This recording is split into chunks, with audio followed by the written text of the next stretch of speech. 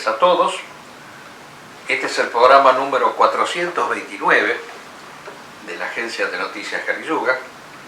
A diferencia de los anteriores, este es un programa presencial, pues estamos juntos, Juan Manuel Garayalde y yo, y esto se debe un poco a que no es que haya desaparecido la pandemia, ¿no?, sino que ha menguado un poco.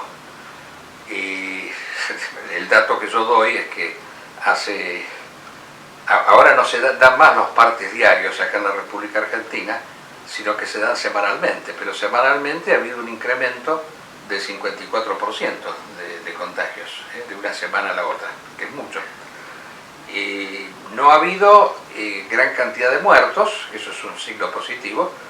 Se atribuye principalmente a las campañas de vacunación, que nosotros hemos respaldado en todo momento y que seguimos respaldando porque reputamos que es el remedio principal para salir adelante, para salir del paso. No es la solución definitiva, de ninguna manera, porque esto tiene que ver, como lo hemos dicho varias veces, con la ecología, con el daño ambiental, con la destrucción que se está haciendo del planeta, así que indudablemente esto es, la vacuna es un instrumento para salir del paso, para evitar que la humanidad desaparezca. Los problemas de fondo todavía persisten. Los problemas de fondo persisten. Hemos sabido también que los muertos no fueron 6 millones, como se decía, sino que han sido, ya se calculan 15, pero imaginémonos que hay muchos datos que no se conocen todavía, que hay países africanos que no deben haber dado sus cifras. Porque además es alentador en un aspecto porque ha significado que la Organización Mundial de la Salud y los distintos estados, más allá de las deficiencias en implementar la cuarentena, sí detuvo un proceso. Hay personas que obviamente están diciendo, al final no murió nadie, son muy pocos, tanto esfuerzo. Bueno, justamente el esfuerzo es lo que impidió de que los sistemas de salud en todo el mundo explotaran. Exactamente, exacto. Sí, si no murió más gente es gracias, y yo insisto, es gracias a la vacuna. En este país se ha vacunado más del 80% de la población, que es mucho. Y pensemos en otros países, Estados Unidos, que ha vacunado mucho menos, porque allí los movimientos antivacunas han sido muy poderosos. Y el problema que tienen allí es que siguen teniendo gran cantidad de muertos. No tanto como antes, pero tienen muchos muertos y están incrementándose notoriamente las cantidades de internaciones en terapia intensiva y de contagios. O sea, en 15 días ha habido un incremento en Estados Unidos del 60% de los contagios. Los muertos más o menos se mantienen igual, pero es mucho en comparación con la Argentina, por ejemplo. Ese es otro elemento que por lo general los conspirativos no manejan, es que el sistema de salud que existía en 1918 no es igual al sistema de salud que existe en el 2020-2022. O sea, la cuestión de los respiradores artificiales, una gran cantidad de implementos que gracias a la cuarentena hubo tiempo de conseguir más implementos médicos, habilitar más camas, porque si aquí no hubiese habido cuarentena, el sistema de salud argentino hubiese colapsado a la semana. Desde ya. Y lo que no sabemos es si no se va a tener que implementar nuevamente la cuarentena. Porque si esto sigue incrementándose la cantidad de contagios... Ya China lo está haciendo. China lo está haciendo, por ejemplo. Ha paralizado un puerto de lo más importante del mundo. De Shanghái, exacto. Pero aparte es que estamos ingresando al invierno. Y bien sabemos que este virus se recrea con temperaturas frías. Exacto. Así que nosotros ahora estamos en un momento sumamente crítico acá en la República Argentina. Y a nivel mundial también. Así que, bueno, todo esto venía de que porque estamos acá, bueno, somos un poco, hemos querido hacer una excepción, estamos vacunados, esto es importante, ¿no? Yo me he dado 4 dosis, por si alguno lo duda, y todos los refuerzos posibles. La vacuna sabemos que no evita el contagio, pero es mucho más difícil que se muera una persona contagiada con COVID si está vacunada que si no lo está. Y bueno, nosotros, esto tiene mucho que ver con la guerra de civilizaciones que nosotros estamos desarrollando, porque nuestra lucha es contra el mundo moderno, lo tenemos que decir claramente. Y el mundo moderno es un mundo de masas, máquinas e individuos, ¿no? Es un mundo que ha destruido la naturaleza. A veces hay pequeños detalles que llaman poderosamente la atención, ¿no? Yo no veo mucho televisión, ¿no? Pero por ejemplo hay una publicidad que realmente es significativa de la mentalidad moderna. No sé si la has visto, de esa persona que está navegando por un lago de Palermo, ¿no? Que una sensación de plenitud, de satisfacción, porque con el celular puede comprar, vender, sin moverse. O sea, el hombre totalmente satisfecho, el hombre que ha alcanzado la felicidad, entre comillas, aquí en la Tierra. Porque el problema principal del hombre moderno es que el hombre moderno lo que busca principalmente es el confort. Eso es lo que le interesa exclusivamente. Por eso yo insisto tanto que en Europa el shopping ha suplantado la iglesia, porque el shopping es el confort. Y cuando los europeos euroasiáticos, identitarios y del estilo Marine Le Pen se oponen a la inmigración islámica, lo hacen en nombre del shopping. Ese es el problema principal, porque Europa ha cerrado las iglesias y ha abierto los shopping. Las iglesias están vacías. Y que venga una religión que quiere abrir mezquitas en donde no hay iglesias, o por lo menos las iglesias se convierten en museos. El otro día veía que una iglesia la habían convertido en un pub. Es una cosa vergonzosa. Están vendiéndolas. Exacto, se venden, desde ya no se restauran, se usan como museos, se cobra entrada. Entonces, este es el drama nuestro. Por eso, esta pseudo derecha ridícula, payasesca, contra la cual nosotros estamos, Marine Le Pen, Putin, Trump, o sea, todos individuos que quieren consolidar el mundo moderno, están en eso principalmente, y están en contra del ecologismo, están en contra de las vacunas, en función del confort. Ahora, yo quiero, antes de hablar del tema de Rusia, al cual vamos a llegar, yo quiero referirme a ciertas tácticas que se utilizan actualmente, ¿no?, en función de hacer triunfar los postulados del mundo moderno, que es un mundo, como decíamos, un universo que solo piensa en la vida, no en lo que existe más allá. Si el hombre de la tradición está acá de paso, simplemente, para conquistarse un alma inmortal, como diría San Agustín, ahora estás preparando un curso de San Agustín, ¿no? Sí. O sea, el eje de la vida es la conquista de un alma inmortal, es alcanzar la eternidad. No hay otro sentido de la vida que no sea eso. Porque la existencia humana es una existencia efímera. La existencia esta temporal, en la cual nosotros nos encontramos, es una cosa efímera que dura poco. En cambio, el moderno lo que quiere es olvidarse de lo que está más allá de la vida y concentrar todo en el disfrute de esta existencia. Entonces, por eso esa imagen ridícula. Ahora, para combatir a los tradicionales, para que las personas no deriven su mente hacia otra cosa superior, ellos utilizan ciertas tácticas muy inteligentes, muy astutas, que las enumera, bueno, muchas de ellas las ha enumerado el autor tradicionalista que nosotros seguimos, Yuyu Cébola, en su texto Los hombres y las ruinas. Hay un capítulo que es fundamental, en donde enumera las tácticas de la guerra oculta. La guerra oculta, que es la guerra que el moderno desarrolla en forma oculta, en forma no visible, en contra de la tradición. Es una guerra en la cual se utilizan una serie de instrumentos ideológicos muy sagaces y astutos. Se utiliza el engaño, se utiliza la mentira. La obra Los protocolos de los sabios de Sion es un manual de guerra oculta, con independencia que haya sido escrito o no por los judíos. No interesa acá. Pero si nosotros leemos con atención ese texto fundamental, que tendría que ser lectura obligatoria, Los protocolos de los ancianos sabios de Sion, ahí se dan una serie de indicaciones de cómo, en este caso sean los judíos, pueden llegar a controlar el mundo. Bueno, hay una serie, yo no creo que sean los judíos, porque yo pienso que yo soy respetuoso, lo he dicho varias veces, del judaísmo religioso y del judaísmo metafísico, del judaísmo que considera que la tierra prometida no es esta tierra, sino que es el más allá, con el cual desde ya estamos totalmente de acuerdo, y no así el sionismo, para el cual la tierra prometida es Israel, el territorio de Israel. Pero ellos tienen como una inteligencia diabólica, por la cual engañan muchas veces. Y yo me quiero empezar acá citando este payasesco personaje de la política argentina, este que ha aparecido en escena, Milei. Este señor Milei es un caso típico de un sujeto poseído por los procedimientos de la guerra oculta. O sea, las personas que lo siguen están estupidizadas por un personaje así. Y aclaremos también que acá, ¿por qué no nos interesa tanto la ecología? Porque la contaminación del medio ambiente no es solamente física, es mental también.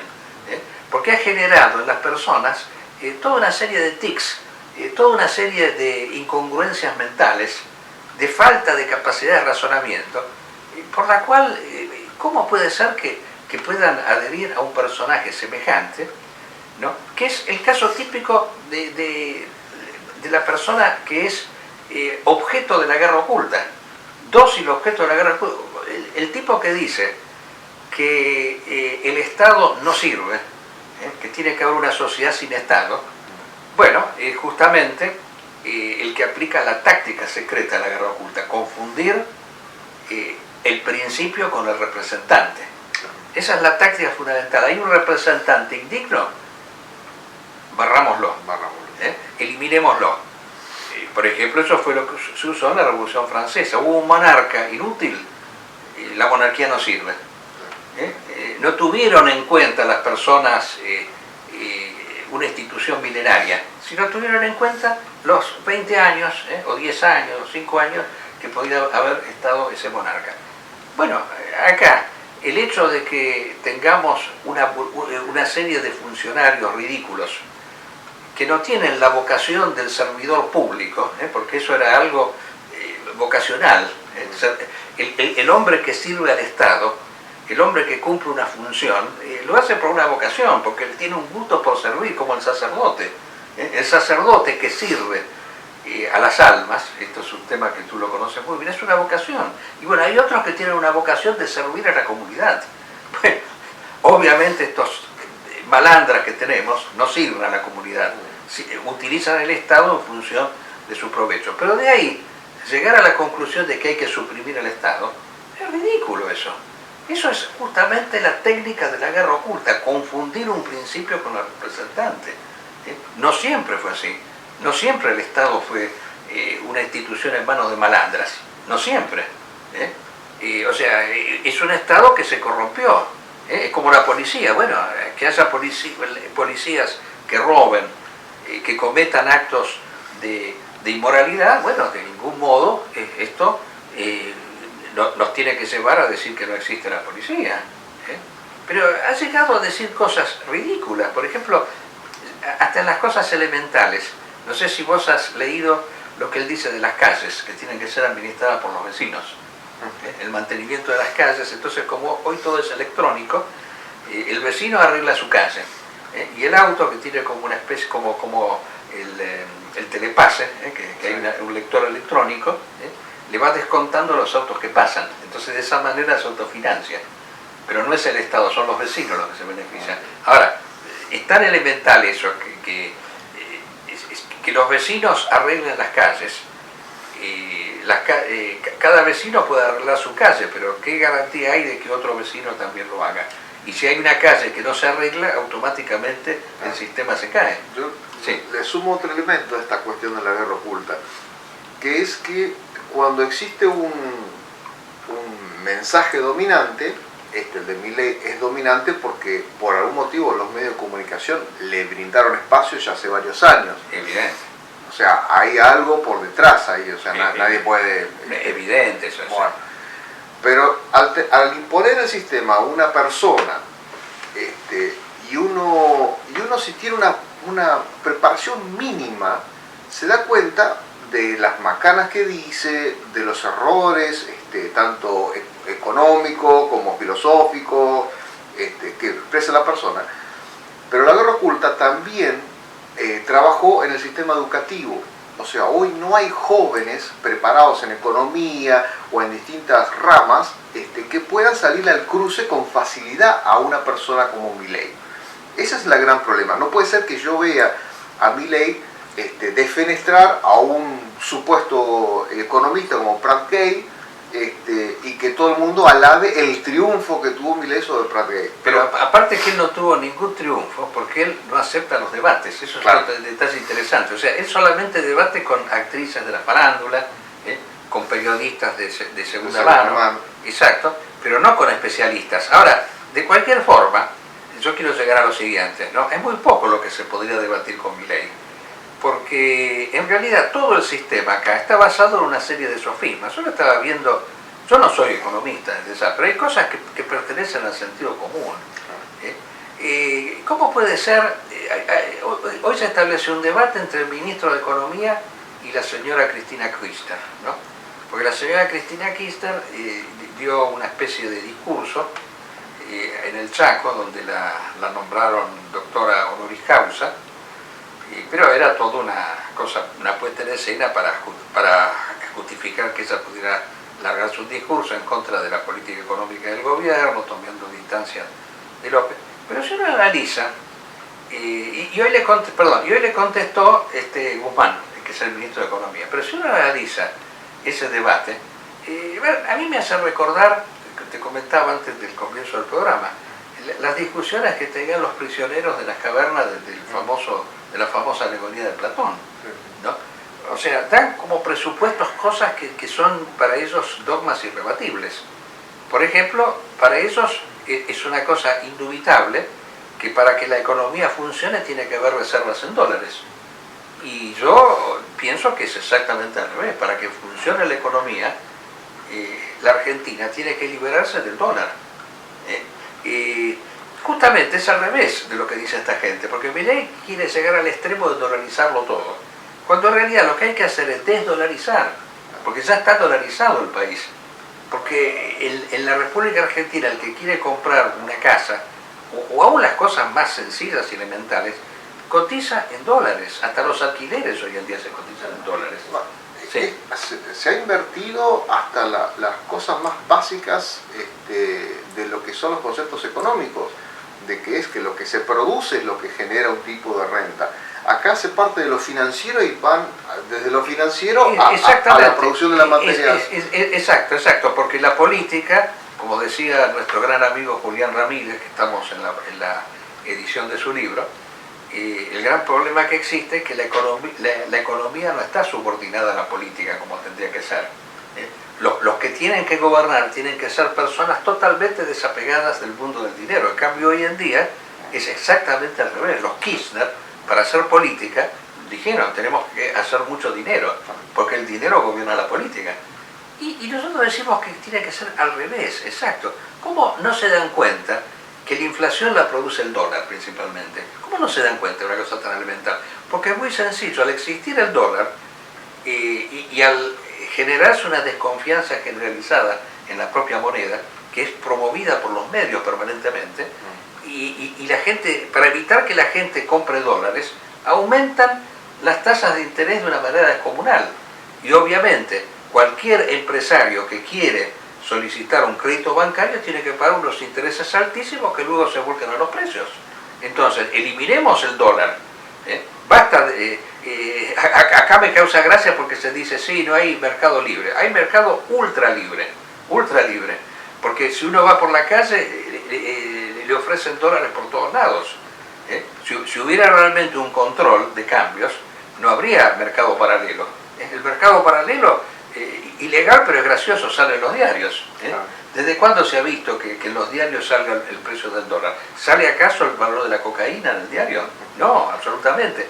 La gran droga argentina es el dólar.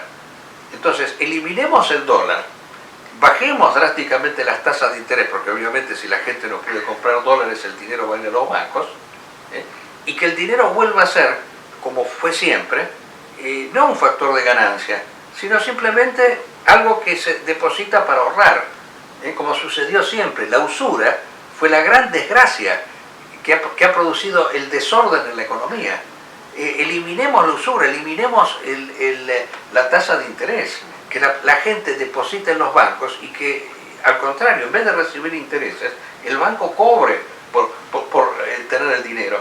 Y ese dinero que se recibe que se entregue a las personas que lo necesitan por un emprendimiento, por supuesto que hay que analizar que el emprendimiento sea productivo, y se cobre una tasa mínima, insignificante. Eso es lo que tiene que hacer. El banco tiene que volver a ser lo que era originariamente banco, un lugar donde se deposita el dinero, nada más que eso. Se guarda el dinero para que no te lo roben. Ahí se ve, ¿no? Uno puede ascender desde el punto de vista filosófico, metafísico, de que el problema que se ocasionó a fines de la Edad Media es esta cuestión del interés. Exacto. Cuando los principios metafísicos religiosos de la cristiandad medieval entraron en crisis. El poder político se separó del poder espiritual y empezó a generar justamente estas nuevas reformas dentro de la economía. Y algún día aparece un tipo como Adam Smith que reemplaza la palabra usura por interés. Exacto. Y le da otro significado. Es lo que se habla siempre de esa guerra semántica, ¿no? Que utilizamos un término y estamos tapando otro que era moralmente incorrecto. Yo siempre me acuerdo de algo que decía este chileno Miguel Serrano, que decía, justamente fue un gran crítico de la usura, dice, yo cuando, si alguien me presta un ropero, yo no le pido que me devuelva un ropero y medio, por ejemplo. Entonces yo no veo por qué si yo presto un dinero me tienen que devolver ese dinero con el interés también. Es elemental eso, el dinero no tiene que producir ganancia, eso es lo principal del caso. Bueno, y casos de guerra oculta, de guerra oculta, además de esto que dijimos, ¿no? de cómo se falsifican las doctrinas, se generan doctrinas de doble mensaje, la doble verdad. Eso es un procedimiento que incluso está en los famosos protocolos de los sabios de Sion, o sea, sembrar en una nación a la cual se quiere someter, sembrar ideas falsas. Y bueno, acá la idea falsa que se ha sembrado por décadas y hasta siglos es que tiene que haber libre cambio, que no tiene que haber control estatal de la economía, ¿no? Bueno, fíjense ustedes que los países, los grandes promotores del liberalismo, son a su vez los que no lo aplican de manera ortodoxa. Porque no hay país más proteccionista que los Estados Unidos, por ejemplo. Es un país ultra proteccionista, eso lo he podido constatar incluso en carne propia. Cuando en algún momento yo estuve en contacto con alguien que se dedicaba a vender un determinado producto a Estados Unidos, se encontró que no pudo vender más porque el gobierno norteamericano le pagaba a los propios productores, ¿no? un extra para que pudieran vender más barato, así de esa manera se consumía en el país. No había libre mercado, no había de ninguna manera, eso para los idiotas el libre mercado, para los imbéciles los países sometidos como el nuestro, y podría dar ejemplos en cantidades. Sí. Le sumo otro elemento a esta cuestión de esta nueva guerra oculta, que creo que me parece que sí. Esto se tiene que plasmar, se tiene que escribir, porque estas nuevas técnicas a mí me produce realmente asombro que ya existe una forma de pensar a la carta, o sea, que hay una serie de ítems que se ven en un tipo de persona que se cree que está en contra del sistema, que cree que está... y se empieza con barbaridades como el tema del terraplanismo, sí. Que lo vamos a tratar obviamente, el tema del terraplanismo. Otros temas, por ejemplo, la cuestión de la inmigración europea, o sea, van unidos. El tema justamente del rechazo de la cuarentena, en el primer término eso es importante. Primero la falsa pandemia, como no pudieron pasar a la exageración de la cuarentena, y después al movimiento antivacuna. Sí. Toda una seguidilla. Y después llegamos a una cuestión de esta nueva derecha que es populista, ¿no? Es populista. Es una derecha regiminosa que está al servicio del sistema. Ahora lo que dicen, sí. que esto es el pensamiento de Alain de Benoist. Sí. Y también que lo siguen acá también los argentinos, Laje y Márquez. Claro. ¿Qué es lo que dicen? Tal como la izquierda logró movilizar masas y apoyar justamente líderes de izquierda, la derecha tiene que tener lo mismo. Sí, quieren hacer un gran sismo de derecha, sí, eso lo viene diciendo de Benoist de ese tiempo, eso es una cosa ridícula. O sea, un populismo de derecha. Benoist, yo reconozco que es un intelectual capaz, no lo podemos comparar con estos tipos que mencionaste recién, pero indudablemente es un tipo instruido, todo, pero está en otra línea totalmente distinta a la Pero está reciente, sí. O sea, también dependiendo de Benoist creo que ha ido un un poco en decadencia, porque justamente al ver las tácticas del enemigo, él las quiere asumir, y ahora obviamente se está codeando con la influencia de este fenómeno mediático que es Alexander Dugin, claro, que está inspirado en las ideas obviamente del comunismo, ya que claro, hablando, no es el proletariado, no, es el pueblo ahora, pero lo cierto es que está inundando la derecha de ese populismo que ya en Argentina lo hemos vivido, lo seguimos viviendo, de izquierda, de derecha, de lo que sea, y ya sabemos que esto no funciona. No, desde esa. No, y aparte, acá hay algo que yo creo que el maestro Ébola no lo conoció, porque claro, evidentemente la contaminación ambiental ha sido muy dura, ¿no? y ha afectado los cerebros de las personas, y que se ha generado como una especie de pensamiento binario, ¿no? Yo lo llamo así, por ejemplo, ¿no? Por el cual, si un individuo quiere hacer algo, se necesita de que haya alguien que ha sido previamente demonizado para que haga lo contrario. Y esto el enemigo lo ha entendido bien. Yo voy a dar un ejemplo muy concreto. Justamente hay que aprender mucho del Estado de Israel y de su servicio de inteligencia, porque son muy capaces, muy inteligentes, ¿no? Hay que entender la táctica del enemigo.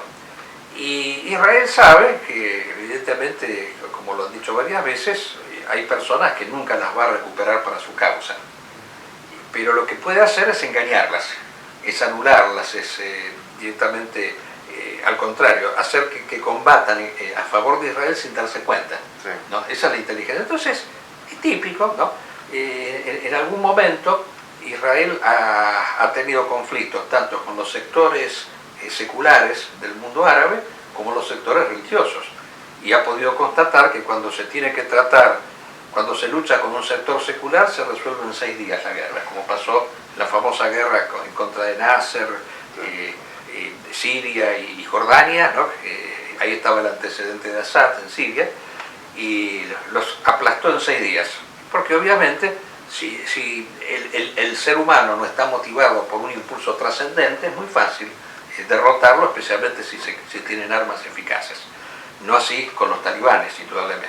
Pero cuando tuvieron que luchar, por ejemplo, contra Hezbollah en el Líbano, y la guerra no se resolvió ni en 6 días, ni tampoco se ganó, se empató en todo caso.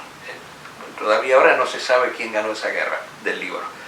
Entonces, por ejemplo, en este caso hay un conflicto hoy en día, ¿no? En Siria ha habido una guerra civil muy intensa que todavía continúa, aunque no con los caracteres de antes, tras la intervención de Rusia y Estados Unidos en contra del fundamentalismo islámico.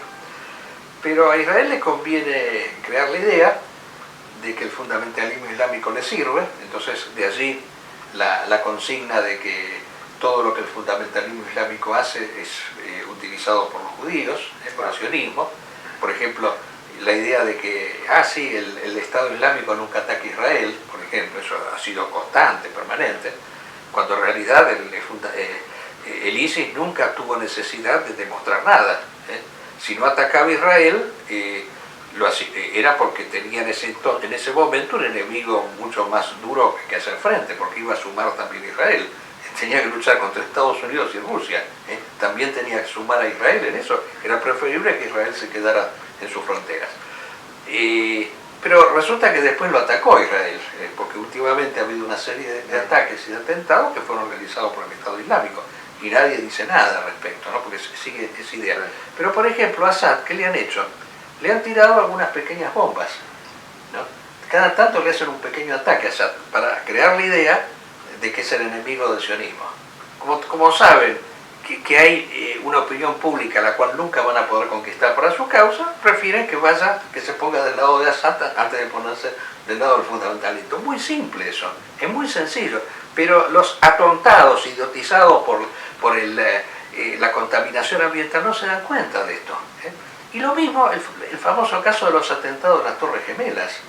Los imbéciles han estado por décadas enteras diciendo que fue realizado por los judíos o por Estados Unidos, toda una serie de posturas complotistas y todo. Fuera de la historia, claro, por más de 20 años. Exacto, pero eso, ¿cuál era el sentido de todo eso? ¿Cuál era el sentido de todo esto? Muy simple. Crear la idea de que en última instancia al sionismo o al mundo moderno no se le puede hacer nada.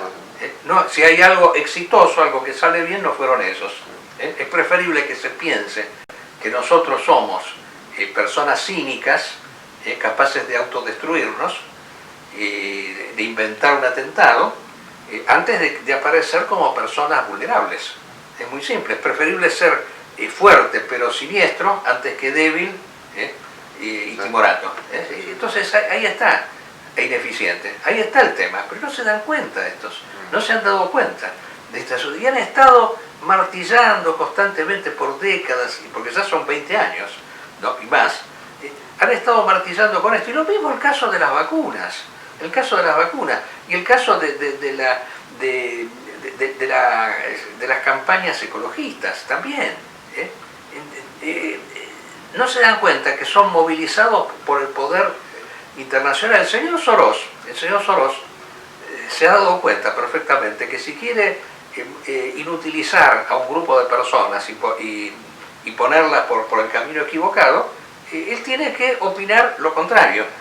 Por ejemplo, si el señor Soros dice que hay que vacunarse, la imbecilidad militante va a decir que no hay que vacunarse porque lo dice Soros, y lo que Soros quiere a través de las vacunas es eliminarnos físicamente, disminuir la población. Toda una serie de estupideces y idioteces que han estado inventando.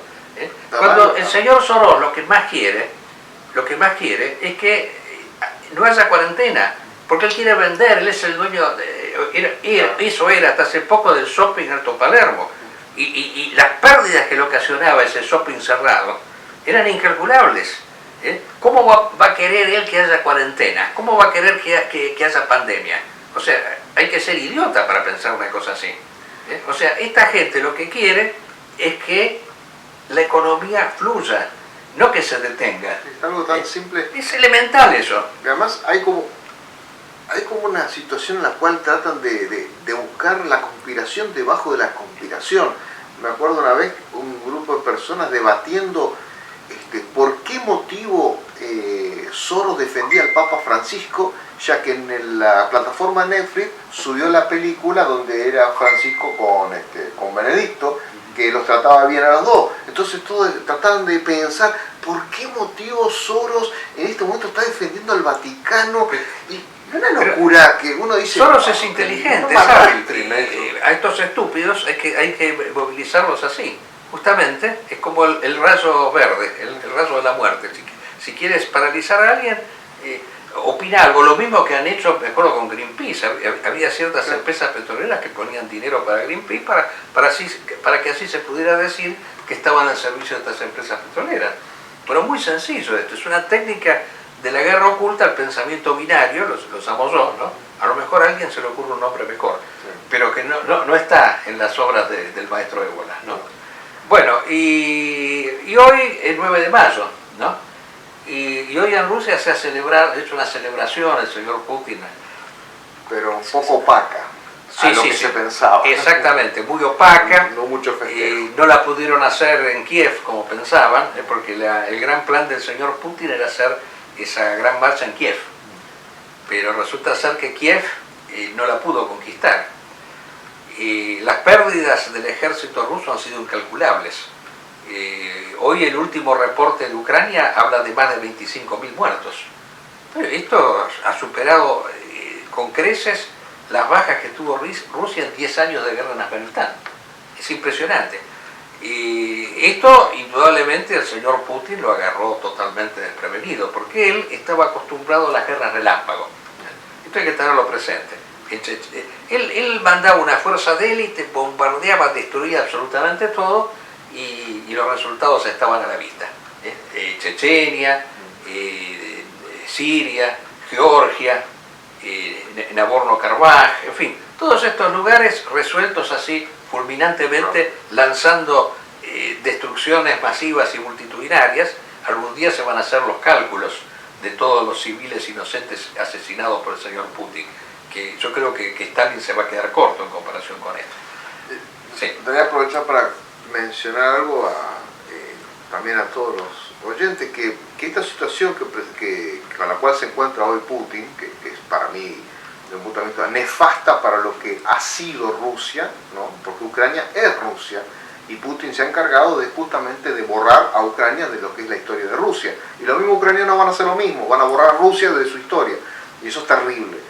Pero bueno, pero más allá de eso, ha generado otro problema, que se ha dicho que parte del fracaso de lo que fue esa famosa caravana que partía desde Bielorrusia y que entraba en dirección a Kiev, fue producto, en parte, ¿no? En parte, de acciones de sabotaje de comandos bielorrusos que son opuestos a Lukashenko. O sea, no solamente en este momento tiene una contra Putin, sino que le generó una contra a su principal aliado, Lukashenko, que hoy tiene que ir y examinar todas las redes de trenes, porque se atacaron en 6-7 lugares, hubo atentados a todo lo que fue el transporte de tropas. O sea, hoy Putin le generó un problema a Lukashenko. O sea, hay una rebelión mucho más profunda que se está dando y que obviamente no la estamos viendo. Se llegaron a poner estos grupos los nombres de patriotas bielorrusos opuestos a lo que iba a ser la Unión Soviética y de nombres de partisanos que pelearon con el eje en contra de la Unión Soviética. Es el caso de los Gatos Negros, que era un grupo formados en su momento por Otto Skorzeny, que los tiraron a la retaguardia soviética para atacar. Bueno, hoy hay un grupo que hace sabotajes en Bielorrusia y se llaman los Gatos Negros. O sea, lo que le ha generado Putin a todo su imperio, ¿no? de dominio es gravísimo. Pero aparte, a mí me causa gracia, guerra patria. No, ninguna guerra patria. O sea, fue la guerra que hizo el eje, y en esa guerra participó también una brigada de voluntarios españoles, participó Italia, en contra del comunismo. Esa fue la guerra en contra del comunismo. O sea, para hacer desaparecer esa gran anomalía histórica que era el comunismo. Y que lamentablemente el Occidente no acompañó como tendría que haber sido, porque así como el Occidente, y hablo de Francia, Inglaterra y otros países más, no apoyaron al ejército blanco cuando luchó contra el ejército rojo. El otro día vi una película muy interesante de este general blanco Kolchak, que murió fusilado por los comunistas, pero ahí mostraba cómo no era apoyado como correspondía por las fuerzas europeas. Entonces, exactamente igual sucedió con Hitler. Entonces, eso no fue una guerra patria, fue una guerra ideológica para destruir el comunismo. Y por supuesto queríamos que perdiera Rusia. Para nosotros eso era indubitable. Llama la atención cómo las personas, hoy en día, varios que se dicen de origen nazi, hoy están con Putin, cuando la bandera de Putin es contra el nazismo. Me reía, yo no sé si lo comenté en el otro programa, de un tipo que había hecho, en una época lo habían condenado por haber estado con una esvástica. ¿Lo comenté en el programa anterior? No. Hicieron una vez ¿cómo se llama? Un homenaje a los muertos del Graf Spee, que es el famoso acorazado alemán que se hundió ahí en Montevideo. Y entonces en el cementerio alemán fueron con esvásticas, y esta persona fue condenada a hacer un curso de derechos humanos en el Museo del Holocausto.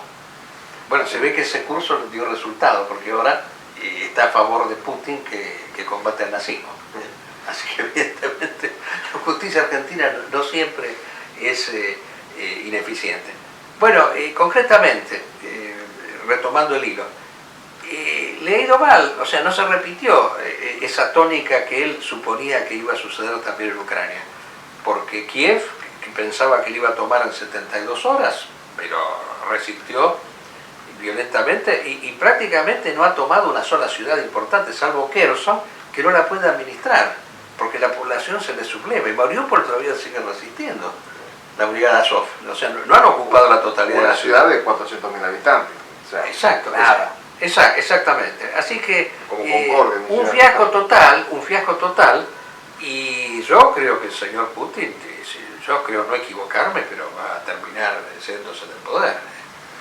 Yo pienso que sí. Yo creo que ya perdió la noción de la realidad. Sí, perdió la noción de la realidad, acá pero tiene que haber... Bueno, pero quizás sea... esto esto es un mundo soviético, no es comunista. Va a llevar a la destrucción exactamente, alguien lo va a desplazar en algún momento. Así funciona el mundo soviético. Pero el poco tiempo o el tiempo que le queda va a servir para terminar de destruir totalmente la ex Unión Soviética. Eso no la llamo Rusia, ex Unión Soviética. Eso hay que llamarlo así. Sí, ya, gracias a personas como Putin se acabó Rusia. Si la Unión Soviética destruyó Rusia, Putin lo coronó. Exacto. Bueno, así que vemos que ahora el tema de la guerra atómica también está presente, ¿no? Porque no es una cosa que se pueda descartar, la posibilidad de que él a último momento quiera usar armas nucleares, es una cosa que no se puede descartar.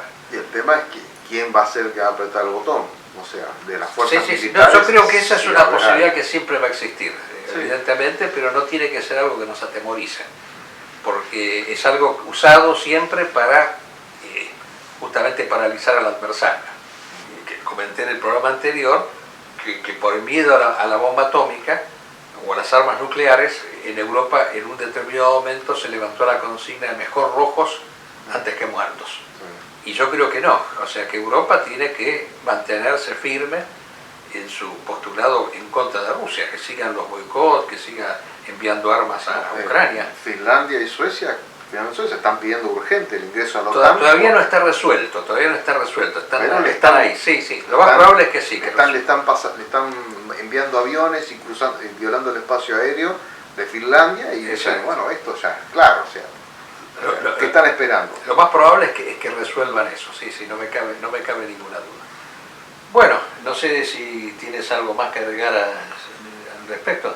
No, ya fue un programa. Hemos cumplido. Pero bueno, después vamos a seguir ahondando en estos temas del... No, por supuesto, son temas que quedan en el tapete y desde ya, por ahí a alguna persona se le ocurre algún nombre mejor. La teoría binaria. De la teoría binaria. Binaria porque es un poco esto de la grieta.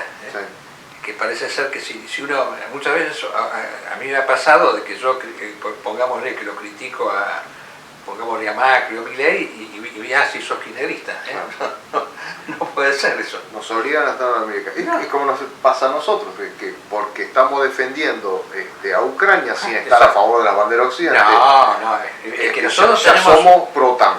Yo vuelvo a decirlo por enésima vez, nosotros estamos en una perspectiva, estamos por encima de este pensamiento binario, porque para nosotros es buena esta guerra porque están peleando entre sí nuestros enemigos, se pelean entre sí. Lo peor que podría pasar es que Rusia y Estados Unidos se unan, como ya pasó, en contra del fundamentalismo islámico, para atacarnos. Es muy interesante porque es como que como que se golpea el avispero y uno ve con qué armas cuenta este sistema, ¿no? Exacto. O sea, lo que hemos visto, que a mí mismo me ha sorprendido enormemente, es cómo el mundo organizado a través de la ONU, distintos organismos europeos, de pronto encerraron a Rusia desde el punto de vista económico, cultural, y después se ve también el elemento dependiente.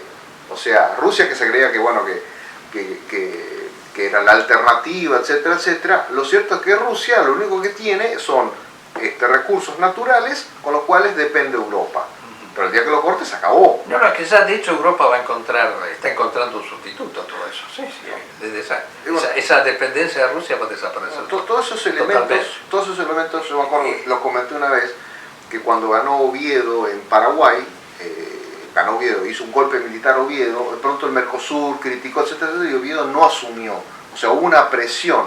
Y esa fue la primera vez que se comenzó a ver en un ámbito muy pequeño este poder internacional que existe. Hoy Rusia, uno es ruso y está en un lugar cualquiera que no sea Rusia, puede ser objeto de sanciones económicas, que le saquen un yate, o le saquen un director de orquesta que no le permitan más o sea, son elementos muy interesantes que por lo menos nosotros desde aquí arriba vemos cómo están mostrando las armas. Y agrego una última idea: ¿por qué quiero que gane Ucrania o que gane la OTAN en todo caso? Porque... para que no se cometa falsa alternativa. Sí, pero aparte de eso, porque es el mejor enemigo, porque en el mundo occidental liberal se promueven todas estas doctrinas pacifistas, que haya muchos homosexuales, y de hecho se fueron de Afganistán, se fueron de Vietnam. Si hubiera estado un régimen como el ruso, con esas características ultra combativas y contrarias a todas estas cosas que acabamos de mencionar, ahí sí lo apoyamos. Sí, no se iban de Afganistán ni de Vietnam ni de ningún otro lado. En cambio, esto fomenta el derrotismo en el seno de las fuerzas occidentales. Y eso es lo que nosotros queremos. Nosotros preferimos que gane el sector justamente que es menos voluntarioso con respecto al tema de la guerra. Además, cuando lo presentan como una alternativa a la derecha, todo este fenómeno de Putin y Dugin y qué sé yo, no hace falta más que leerlos y entender que lo único que plantean es el mismo sistema, pero que no somos norteamericanos. Es lo mismo, o sea, el famoso multipolarismo que le dicen. Son las mismas reglas de juego, la diferencia es que yo no estoy bajo Estados Unidos. ¿Estoy bajo quién? Rusia. Mejor Rusia. Aparte, lo último de Dugin es ultra gracioso porque dice que esta es la guerra de Cristo contra el anticristo. Entonces, Putin sería la encarnación de Cristo. Eso es otro daño tremendo que ha producido Putin, es el daño a lo que era la iglesia más poderosa de la ortodoxa, la iglesia ortodoxa rusa, que estaba por encima en su poder, en cantidad de fieles, un montón de cosas encima del patriarca Bartolomé de Constantinopla. Estuvo muy bien. Ucrania. El Papa Francisco estuvo bien, que dijo, a Cirilo le dijo, dice, pero usted más que una patriarca parece un monaguillo de Putin. Estuvo perfecto, la verdad que una de las pocas definiciones de Francisco que yo apoyo es esa. Porque cuando se juntaron, dice, el tipo se puso a leer todos unos panfletos donde explicaba por qué habían hecho la invasión de Ucrania y todo lo demás. El tipo dijo, pero usted más que el patriarca de la iglesia ortodoxa parece el monaguillo de Putin. Bueno, hasta el próximo programa, si Dios quiere.